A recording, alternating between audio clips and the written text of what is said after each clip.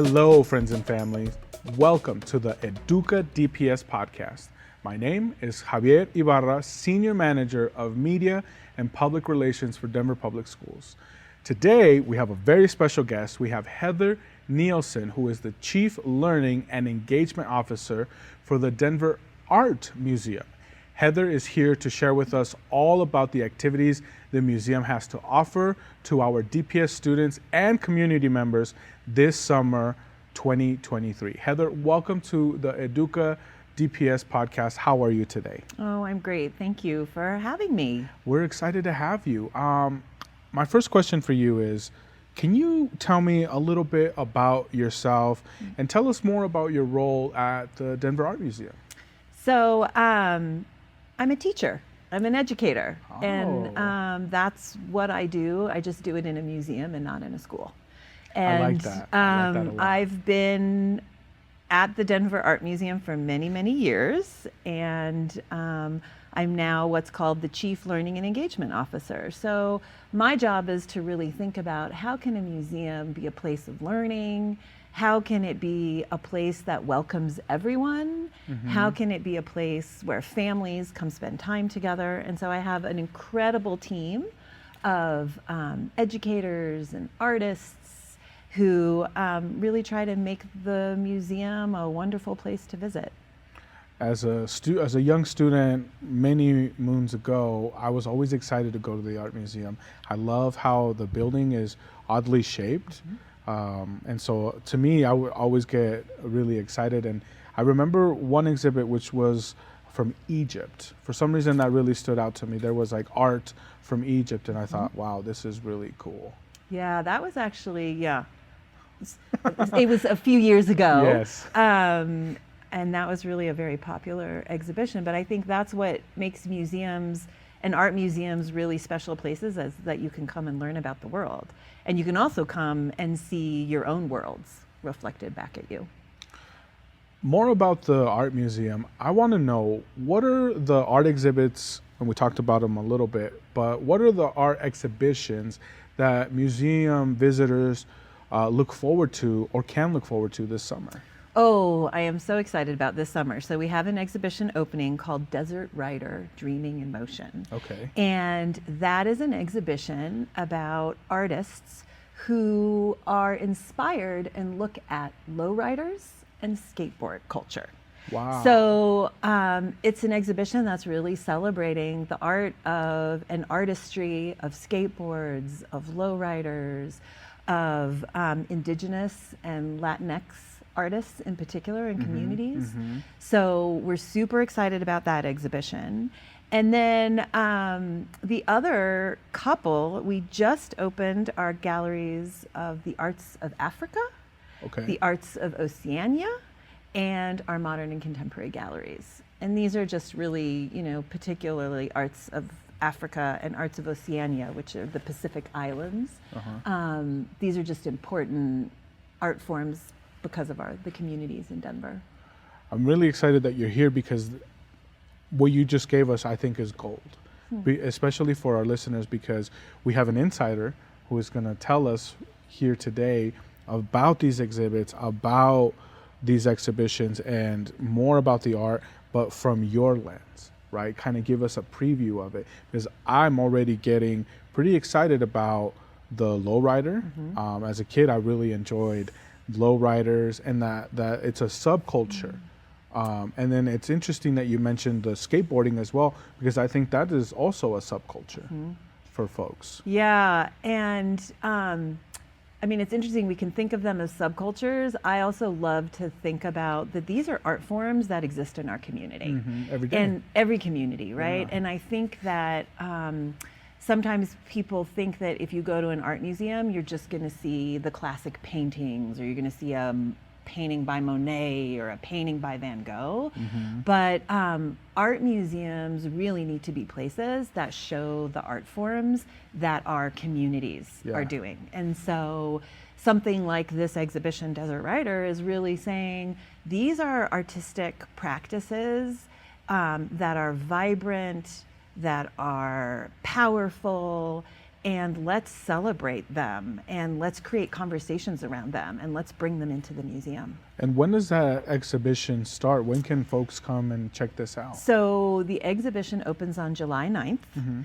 This is a free day, so it'll be Wow. free for everyone. Everyone. And as a way to celebrate, we're really putting on a block party.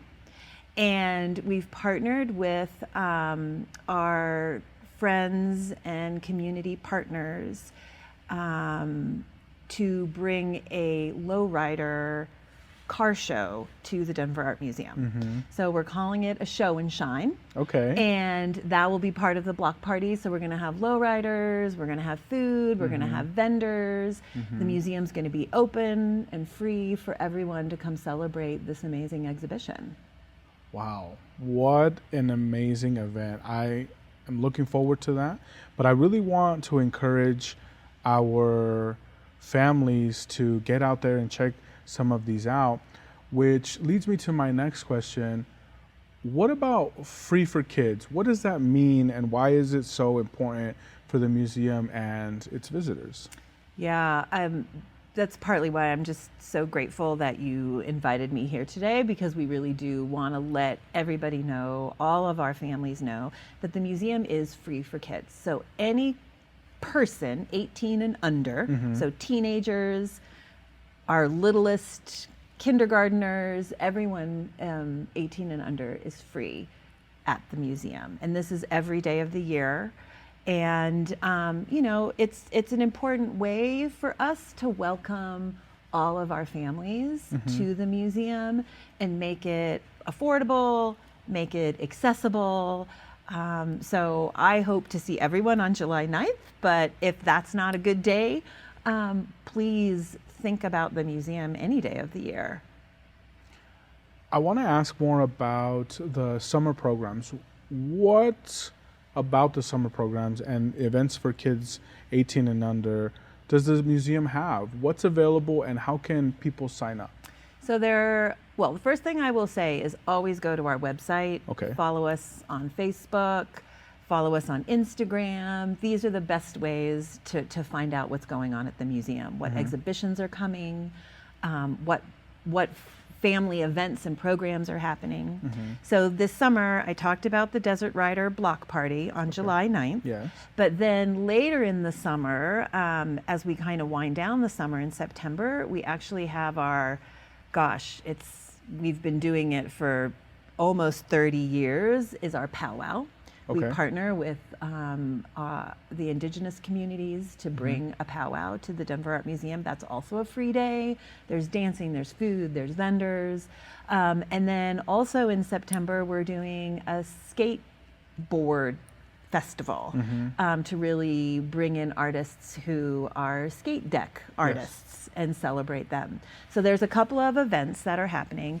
But the other thing I want to let people know is that any day you come into the museum, we have some incredible art making spaces that are always free and open to everyone inside the museum. Hands-on? Hands-on art making spaces. Oh, okay. So one of my favorites is called the Landscape Studio. Okay. And it's a place where you could come in and try your hand at ink brush painting and create a landscape inspired by Chinese and Japanese art forms. Okay. We also have artists who are in this space demonstrating for everyone on the weekends, so that, you know, part of what we're trying to do is to demystify that art is only done by a certain kind of person. Yes. We're all artists. Yes. We're all creative. And so we really want our families, when they come to the museum, to be able to get their own hands dirty and to actually make artwork together. So check out the Landscape Studio, check out our Creative Hub, where it's another art making space where you can sit together and make collages. And then every gallery has games, art making areas, So you things to take away. You don't just walk through the museum, you interact with the museum. I love the way you're saying that. I mean, I've wasn't marketing. I've been a museum educator for 20 plus years. And one of the things I say is we have been trained so well to think about museums as places where you have your hands behind your back.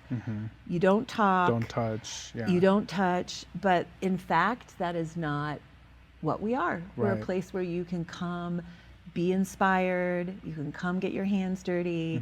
You can make things together as a family. And I'm really proud of the museum that we've made ourselves that place. Shifting gears here a little bit, I want to ask more about the museum teams, like the learning and engagement, who create the exhibitions and programs that make most of the educational moments and opportunities. Can you tell me more about that? Sure.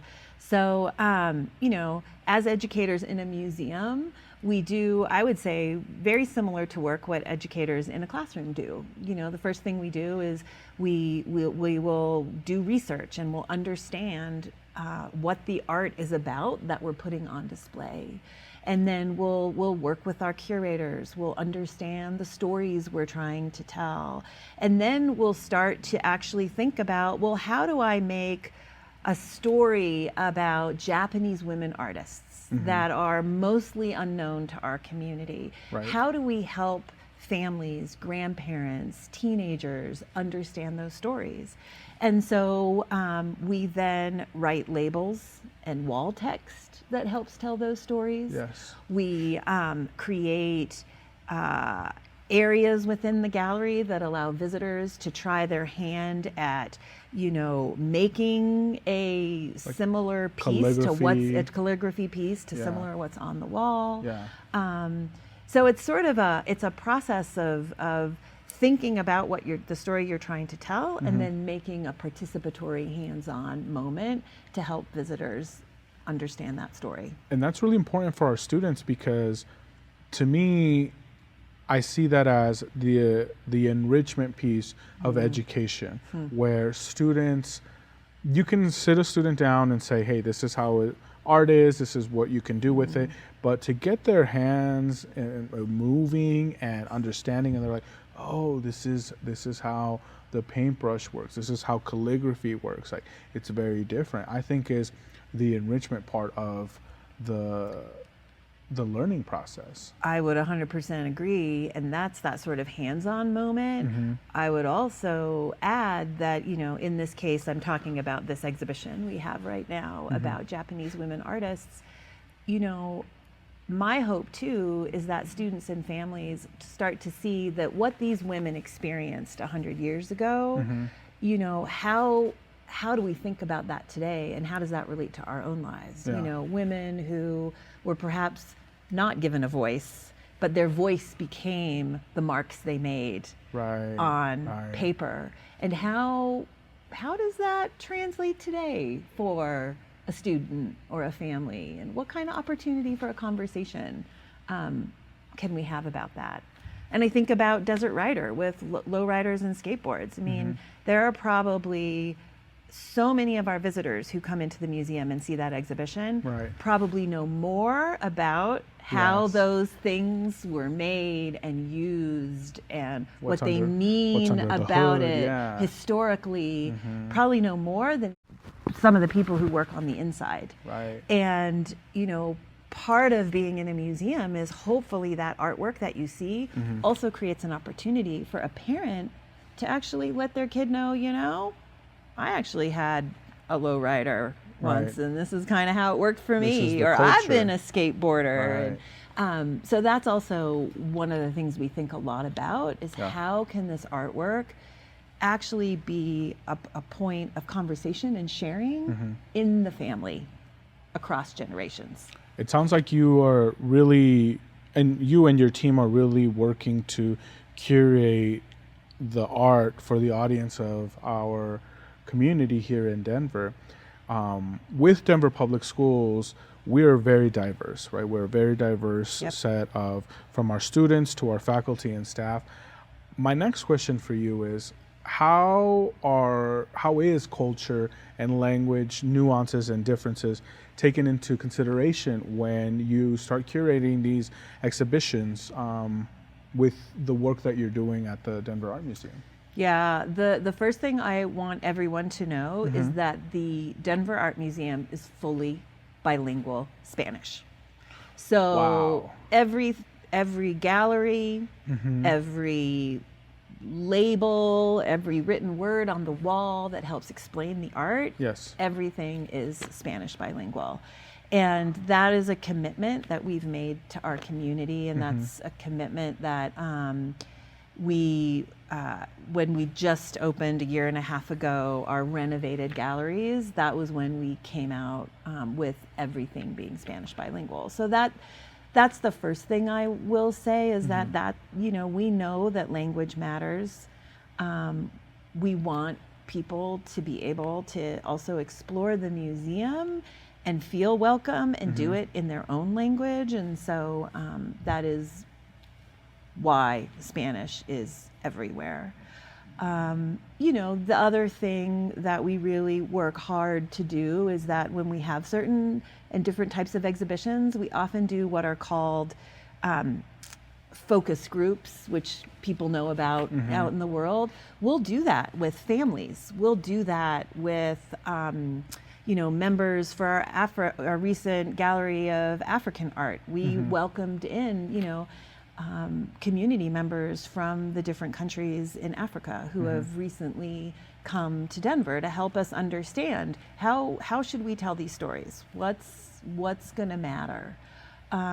So we do work really hard to try and actually truth check a lot of what we're doing with our families and with our different community members. I really like that because it gives you the perspective from their point of view, but it also gives a local perspective, what it's like to be someone from Africa in Denver, and this is how you are going to interpret it, because it might be slightly different if it was just someone from that country looking at it, but from the lens perspective, it has a Denver tint, if you will. Yeah, I love that, and I encourage everyone when you come to the museum and you come to our Arts of Africa gallery, what you're going to notice is you're going to notice wall texts that are called community labels. Oh. And this is actually where we've invited our community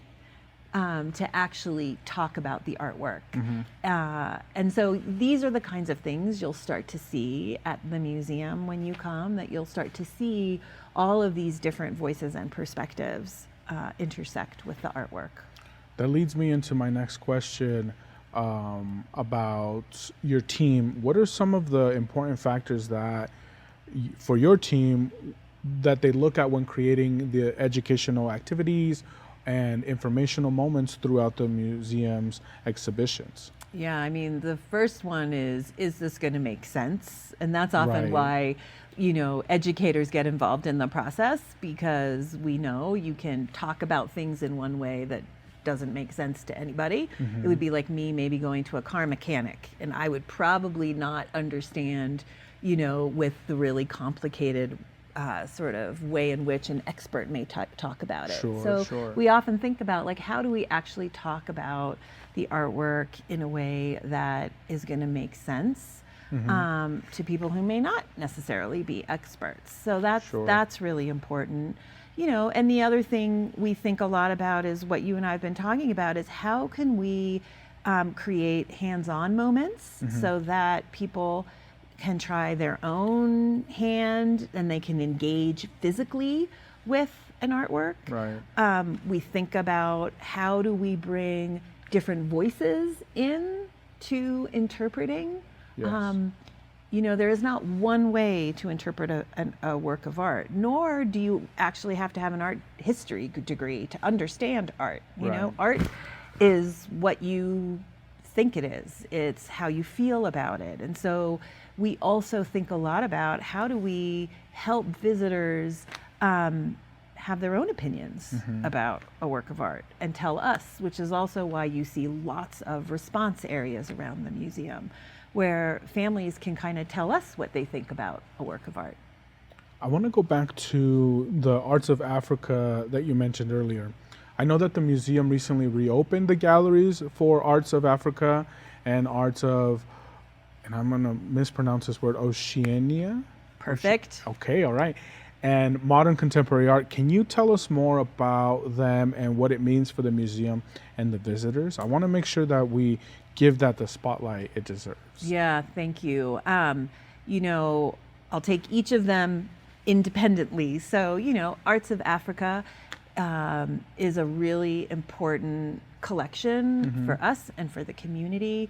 It's as you were saying, you know, our community is diverse. We have Denverites from all over the world, many of them from countries in Africa. And part of our role as an art museum is to reflect our community and is to show the arts that are global. And so opening this gallery is really important for our community who sees themselves in these art forms.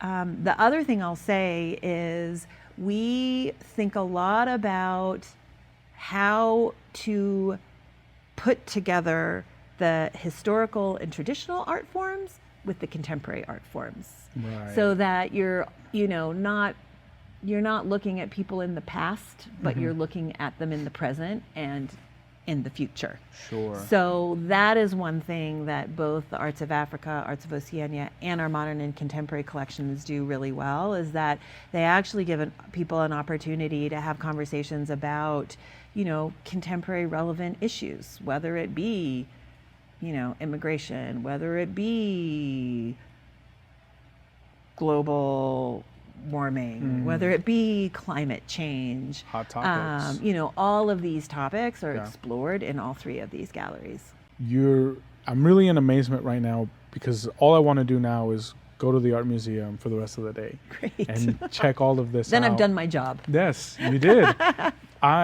Before I ask my last question, earlier before we started the show, we were talking about I wouldn't call it equity, but it's around equity, and it's around parking.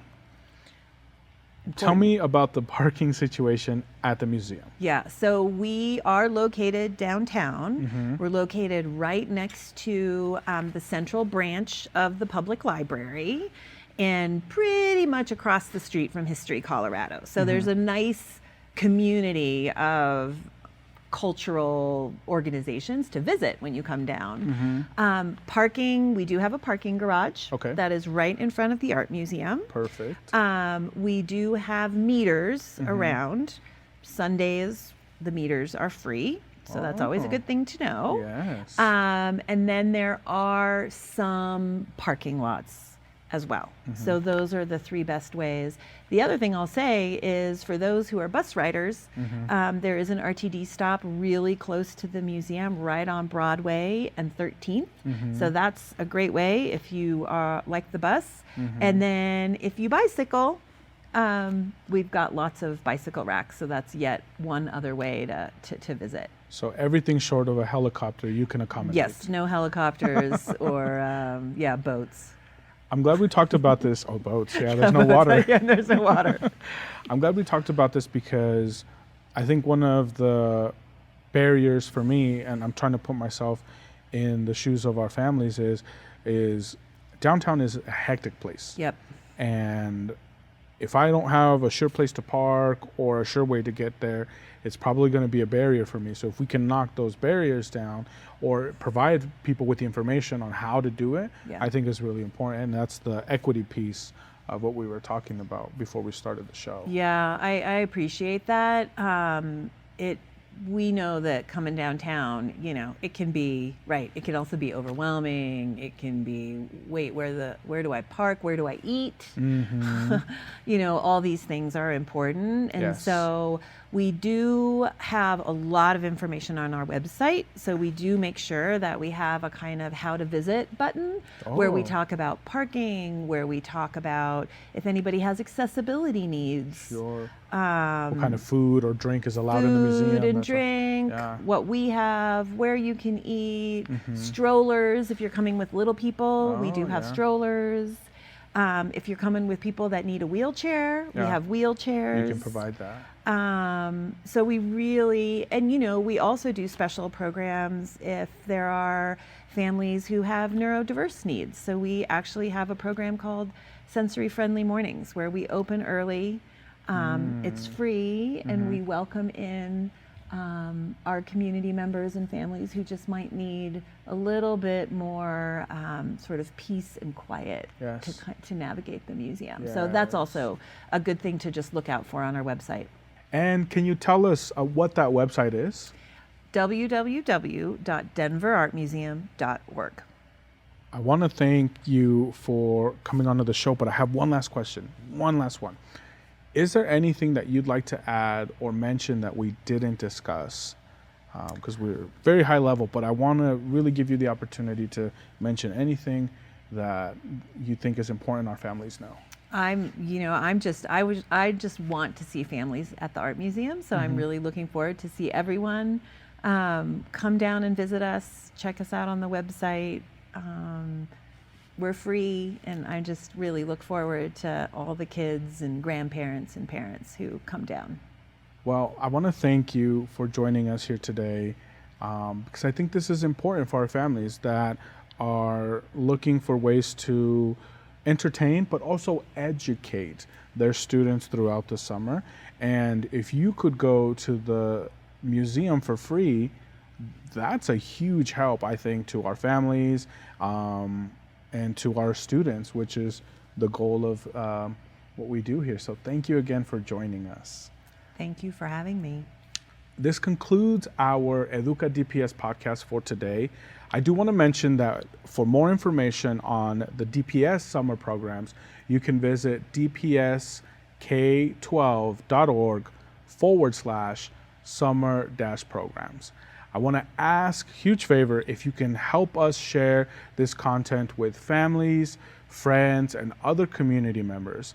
And remember, for more Educa content and other stories, visit and subscribe to our YouTube channel at Denver Public Schools Plus, or listen to us on any of your favorite podcast platforms.